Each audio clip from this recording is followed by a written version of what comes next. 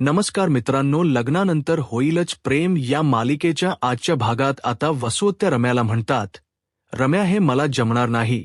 रम्या म्हणते, तुला करावंच लागेल. वसुत्या म्हणतात, का आता तुला काही करता आलं नाही, म्हणजे आता लग्न उद्यावर आलं तरी सुद्धा तुझ्या हातून काही घडलं नाही म्हणून तू आता माझ्यावर ढकलतेस का? परंतु नाही रम्या, मी असं काही करणार नाही. माझा जीव गेला ना तरी मी करणार नाही. रम्या म्हणते, हो खरंच, म्हणजेच खरंच खूप छान आयडिया आहे. म्हणजे बघ ना, तू जर मेलीस, तुझा जर जीव गेला तर सुतक लागेल, आणि सुतक लागलं तर लग्नही होणार नाही. करूयात का आपण असं काहीतरी? तर आता मात्र वसुत्या घाबरतात आणि रम्याला म्हणतात, करते बाई, एकदा तू एकदाच माझा जीव का नाही का घेत? असं म्हणत वसुत्या तिथून निघून जातात. आता स्वतःच्या स्वार्थासाठी रम्या स्वतःच्या आईलाही मारायला मागे पुढे पाहत नसते.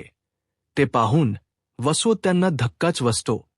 तर दुसरीकडे पाहायला मिळतं मानिनी, ताई, विक्रम, नंदिनीचे आईवडील यांच्या गप्पा चालू असतात. तर नंदिनीचे वडील म्हणतात, संगीताचा कार्यक्रम खरंच खूप छान झाला ना. आणि विक्रम, मानिनी, वहिनी, अहो किती छान डान्स केलात तुम्ही, काय नाचलात तुम्ही? असं म्हणत नंदिनीचे वडील मानिनी ताई आणि विक्रम यांचं कौतुक करू लागतात. तर मानिनी ताई म्हणतात, आम्ही दोघं हो, तुम्ही दोघं पण कसला डान्स केलाय, तुम्ही खरंच खूप अप्रतिम. तर विक्रम म्हणू लागतात, सगळेच अगदी उत्तम नाचत होते, काय कोणाला काहीच बोलू शकत नाही. तर मानवी ताई म्हणतात, पण खरंच थोडं दमायला आलं ना. तर विक्रम म्हणतात, माननी, तू एवढ्या लवकर दमलीस? अगं, नातवंडांना शाळेत सोडायचं आहे. मानवी ताई म्हणतात, हो का? नातवंडांना शाळेत सोडायला अजून खूप उशीर आहेत. आपली मुलं एवढं सगळं होऊन मोहल्ल्यावर चढलीत हे चापल, यासाठी खूप काही आहे. तर शारदाई म्हणू लागतात, अगदी खरं आहे. कधीतरी वाटायचं आपल्या पोरांची जी काही परीक्षा चालू आहे ना, त्यात पास होतात की नाही. तर त्याच वेळी तिथे मिथून काका आलेले असतात आणि ते आवाज देत म्हणतात, पास झालेत. आता मिथून काकांना आलेलं पाहून सर्वजण खुश होतात. तर विक्रम म्हणू लागतात, काय हे मला वाटलंच होतं. हा आमच्या विटू विटू बोलणारा पोपट येणार तरीच म्हणतोय की सकाळपासून खिडकीवर कावळा का ओरडतोय याची आता बडबड आपल्याला ऐकायची आहे. तर मिथून काका म्हणतात, अगदी बरोबर, आता या विटू विटू बोलणाऱ्या पोपटाची बडबड तुम्हाला ऐकायचं आहे आता. तर मी माझ्या मुलांना एवढा छान लग्नात तयार करणार आणि त्या लग्नाचा एवढा छान मावल तर करणार आहे की सर्वजण म्हणायला पाहिजे, आय लाईक दिस. तर आता माननी ताई म्हणतात, नाही नाही, मला तर हे अजिबातच आवडलं नाहीये. काय हे मिथून भाऊजी, मला सांगा, नेहमी तुम्ही फोनवर बोलता परंतु आज मात्र कार्यक्रमासाठी उशिरा आलात. तर मिथून काका म्हणतात, काय करणार, तो साड्यांचा बिझनेस, त्यासाठी राज्यभर फिरावं लागलं हो. पण मी विक्रम दादाच्या टच मध्ये होतो आणि आमची मंजू, ती तर वसुताईच्या टच मध्ये होती. आता सर्वजण हसू लागतात. तर मिथून काका म्हणतात, पण काही म्हणा, उद्या आपल्या मुलांचे लग्न आहे. त्यांनी इतके चटके सोच आहेत ना की त्याची भाकर त्यांना मिळायलाच हवी. खरंच त्यांनी त्यांचं प्रेम जिंकलं आहे आणि ते पाहून माझ्या डोळ्यांचं पारणं फिटलं आहे. आय लाईक दिस. तर मानेनी ताई म्हणतात, आता सगळं काही व्यवस्थित पार पडू देत म्हणजे झालं. तर मिथून काका म्हणतात, होणार, सगळं काही व्यवस्थित पार पडणार आणि आपल्या मुलांची लग्न निर्विघ्नपणे होणार. आणि आता तर मी आलोय ना, मग का घाबरताय? तसेही मी लग्नाला येणारच होतो आणि लग्नात कुठलंही संकट येणार नाही. तुम्ही का घाबरताय? तर विक्रम म्हणू लागतात, अगदी बरोबर. अरे मिथून, तू असताना संकटाची काय भिषाद आहे आजूबाजूला या वावरायची? तरी माननी ताई म्हणतात, पण तुम्ही एकटेच आलात का? तर मिथून काका म्हणतात, एकटा कसा येणार, मंजू आली आहे ना. तर माननी ताई म्हणतात, बरं ठीक आहे.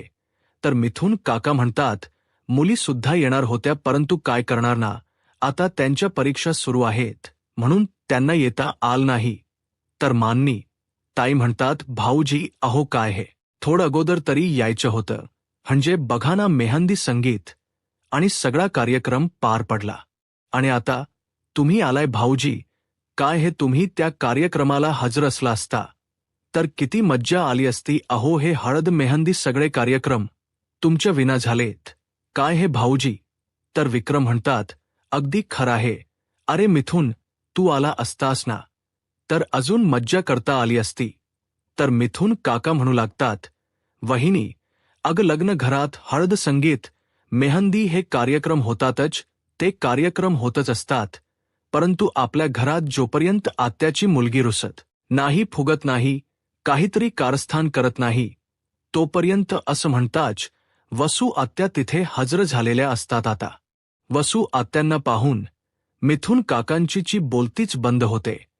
त्यांना काय बोलावं काहीच कळत नाही. आता सर्वजण वसुआत्यांकडे पाहतात, सर्वजण शांत होतात. तर आता विक्रम वसुआत्यांना विचारतात, काय ग वसुताई, तू अचानक इथे आलीयस, काही काम होतं का? तर वसुआत्या जरा घाबरतच मागे पाहतात आणि म्हणू लागतात, विक्रम, अरे बरेच दिवस झाले एक गोष्ट माझ्या मनात चालू होती, परंतु आता मात्र गैरसमज दूर झाला आहे.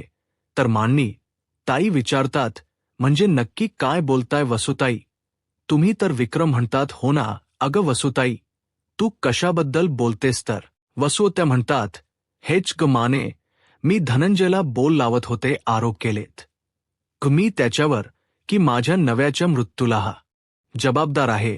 परंतु नाही, तो माझा गैरसमज होता. मला कळालं आहे की यामध्ये धनंजयची काही चूक नाहीये. मी आतापर्यंत धनंजयवर खूप आरोप केलेत, परंतु नाही, आता मला माझी चूक कळाली आहे आणि म्हणूनच मी तुम्हा सगळ्यांसमोर धनंजयची माफी मागायला आली आहे. असं म्हणत वसुआत्या नंदिनीच्या वडिलांसमोर हात सोडतात आणि म्हणू लागतात, धनंजय, मला खरंच माफ कर.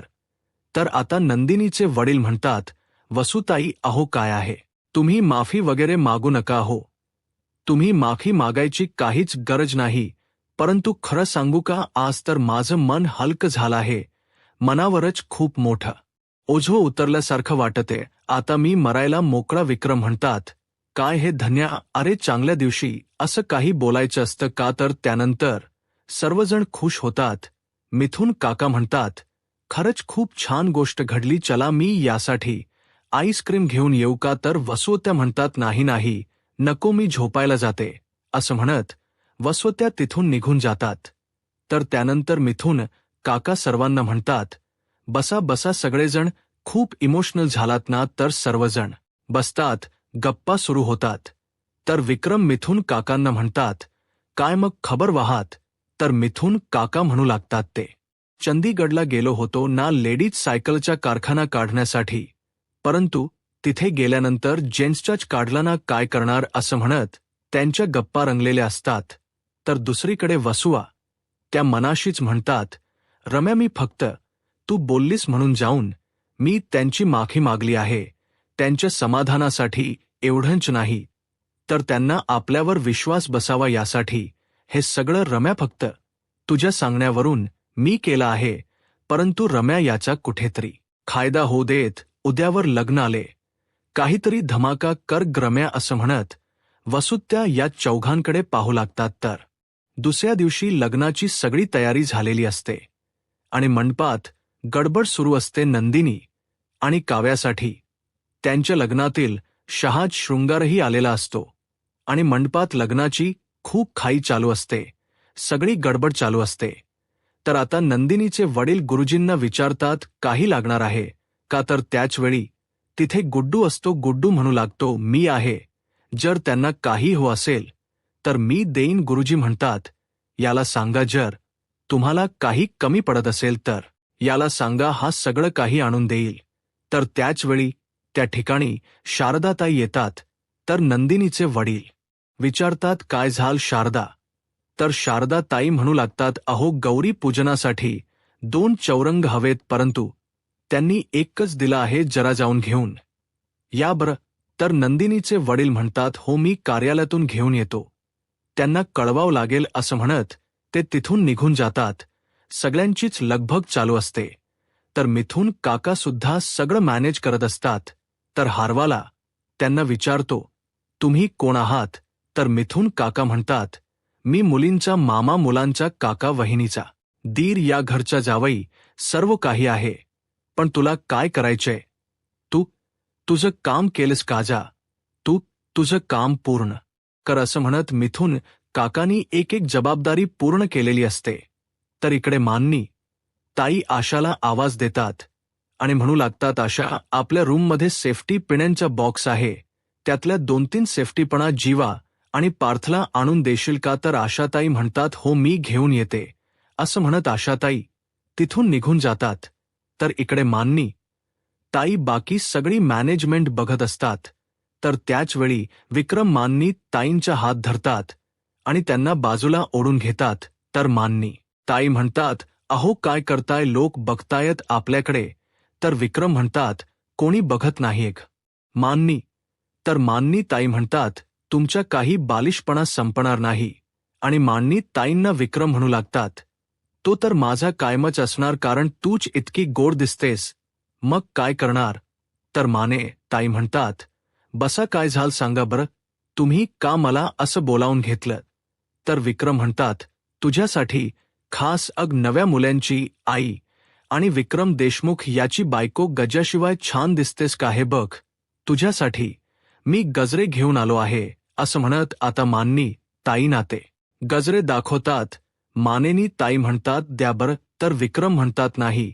असं म्हणत विक्रम स्वतःहून माननी ताईंच्या डोक्यात गजरा मळत असतात. तर माननी ताई म्हणतात, काय हो, एवढा वेळ कुठे होता? एवढी काम राहिलीत आणि हुरहुर वाटते जरा. तर नंदिनी काव्याचा हात हातात घेते आणि म्हणू लागते, माहिती आहे मला हुरहुर वाटणारच, जरा हे सगळं काही मी अनुभवलं आहे. या लग्नाची गडबड, या लग्नात तयार होणं, हे सगळं काही मी अनुभवलं आहे.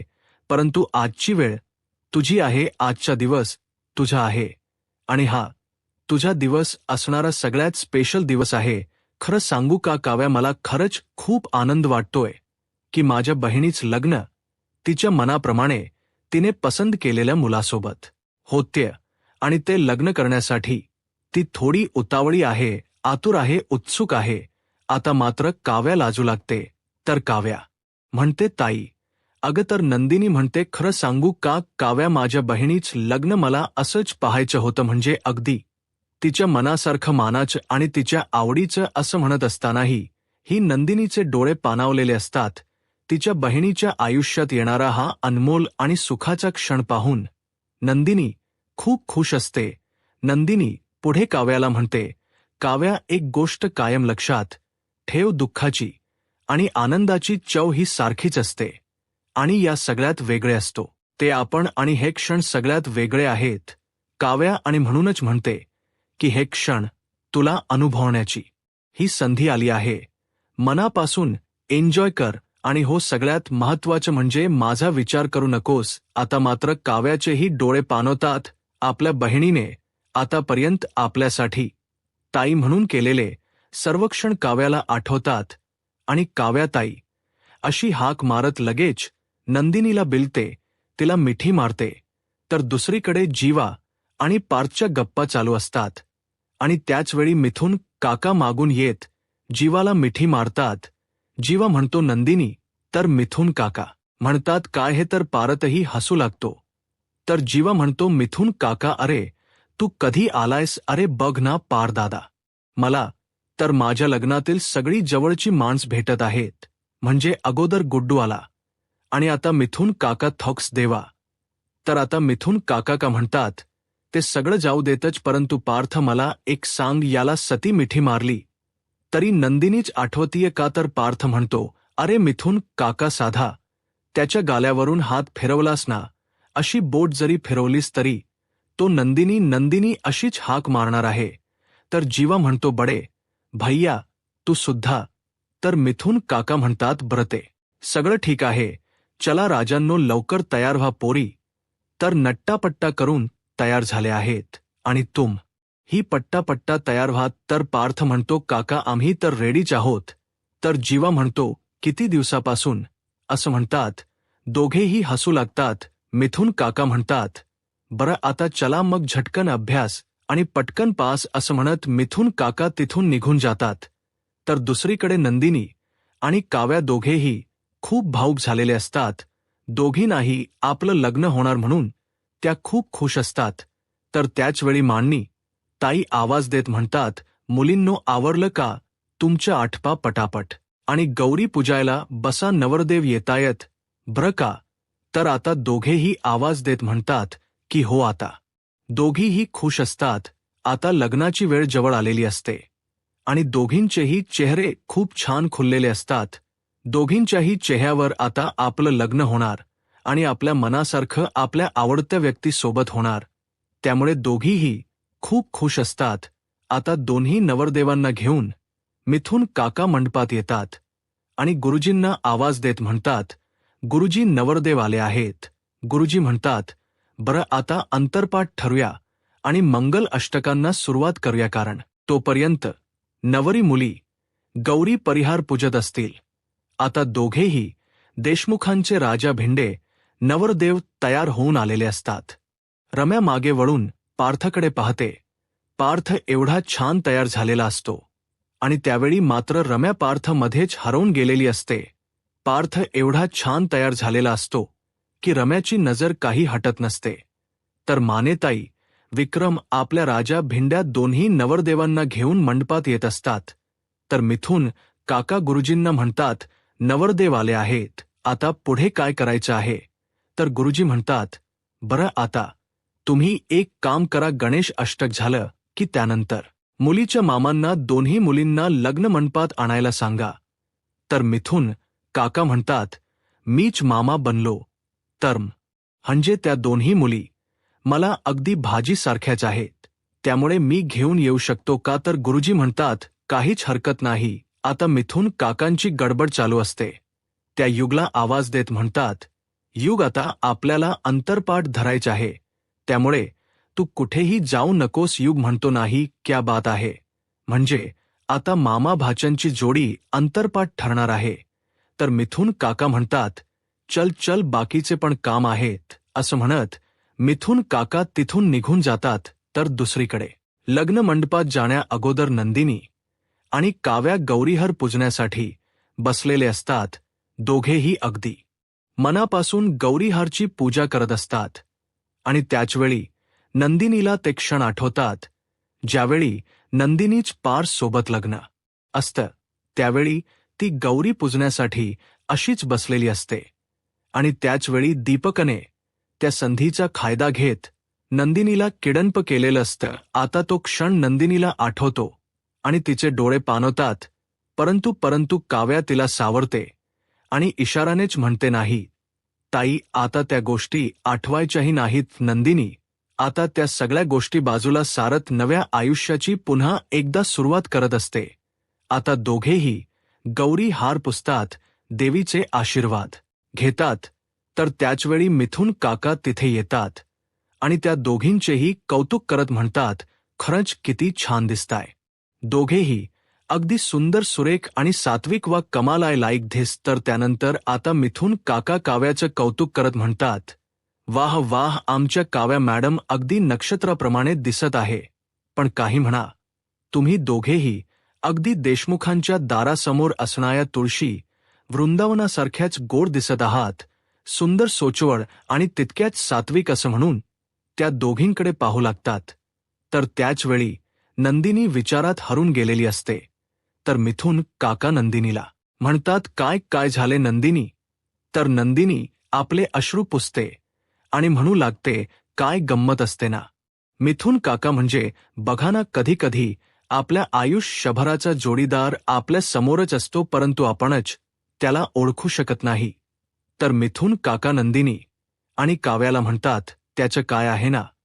तुम्हा दोघांना सांगू का, प्रेमाची आणि नशिबाची लढाई खरंच खूप वेगळी असते आणि ती तर लढाई खूप जुनी आहे. पण तुम्हाला सांगतो की खरं प्रेम जिंकत म्हणजे जिंकतच तुमचंच. बघा ना, प्रेमाची लढाई तुम्ही जिंकला आहात म्हणजे एवढे अडथळे पार केले, तेवढं सगळं काही सोचलं, एवढं सगळं काही सहन केलात, परंतु शेवटी तुम्हाला तुमचं खरं प्रेम मिळतं. तुम्ही ही लढाई जिंकले आहात. आता कुठलाच विचार करायचा नाही. गेले ते लोकाचे राहिलं ते आपलं. आणि हो, आता एक गोष्ट लक्षात ठेवायची, मागचा कुठलाही विचार करून त्रास करून घ्यायचा नाही. कळलं का? तर काव्य म्हणते नाही, मिथून काका तसं नाहीये. पण मागच्या गोष्टींचा आम्ही विचार वगैरे करत नाही आहोत. परंतु हे तर आठवतच ना, की मागच्या वेळी ज्यावेळी लग्न झालं होतं म्हणजे हे सगळं काही असंच माहोल होता. त्यावेळी बरीच माणस दुखावली गेली होती. बऱ्याच जणांना खूप वाईट वाटलं होतं. बऱ्याच वाईट गोष्टी घडून गेल्या होत्या. आता मात्र नंदिनी शांतच होते, कारण नंदिनीला तिच्या आयुष्यात घडलेले ते वाईट क्षण आजही आठवत असतात. तर काव्या पुढे म्हणते, पण आज जे काही घडतंय त्यामुळे सर्वच जण खरंच खूप खुश आहेत. आम्ही सुद्धा खूप खुश आहोत. तर मिथून काका म्हणतात, 1000% तुम्ही खुश असायलाच हो, कारण तुम्ही नशिबाच्या पुढे चुकला नाहीत, तर नशिबाला तुमच्या समोर चुकवलं आहे. कारण तुमच्या आयुष्यात आलेला प्रत्येक प्रसंग, तुमच्या प्रेमाची परीक्षा तुम्ही पार केली आहे. त्यात तुम्ही यशस्वी उत्तीर्ण झाला आहात, यशस्वी पास झाला आहात आणि तुमचं खरं प्रेम तुम्हाला मिळालं आहे. त्यामुळे तुम्हाला आनंदी राहण्याचा आणि ते प्रेम मिळवण्याचा हक्क आहे, 100% आहे. तर मिथून काका पुढे म्हणतात, झालं, मी तर इथे गप्पा मारतच बसलोय. मी काय सांगायला आलो होतो, अगं पोरींनो, मी तुम्हाला न्यायला आलो आहे, तुमचा मामा म्हणून. आणि हो, तुम्ही आता लवकर चला, नाही तर तिथे सगळेजण माझा मामा करतील. असं म्हणत आता मिथून काका दोघींही ही लग्न मंडपात घेऊन जाण्यासाठी आलेले असतात. तर येणाऱ्या पुढील भागामध्ये आपल्याला पाहायला मिळतं, मंगलाष्टक सुरू होतात, अंतरपाठ धरला जातो आणि त्याचवेळी इथे काव्य आणि पार्थ अंतरपाठाच्या समोरासमोर असतात. अगदी काव्यात स्वप्न साकार होत असतं आणि जीवनदिनी आता खऱ्या अर्थाने आपल्या खऱ्या आयुष्याला, खऱ्या जीवन प्रवासाला सुरुवात करणार असतात. आता त्याही अंतरपाठाच्या समोरासमोर असतात आणि आपल्या आयुष्याच्या सुखी संसाराच्या स्वप्नांसहित हातात माळ घेऊन उभ्या असतात आणि लग्न मंडपात मंगलाष्टक म्हणण्यासाठी खास पाहुणे असतात. ते म्हणजे छोटे गायक. आता ते खूप छान अशा सुरात मंगलाष्टका म्हणतात आणि मंगलाष्टका संपन्न होतात. शुभ मंगल सावधान असं म्हणतात. पार्थ काव्याच्या गळ्यात तर जीवान नंदिनीच्या गळ्यात हार घालत आता आपलं प्रेम मिळवलेलं असतं. तर आता पुढे काय होईल हे पाहायला आत्ताच माझा महाराष्ट्र या यूट्यूब चॅनलला सबस्क्राईब करा. धन्यवाद.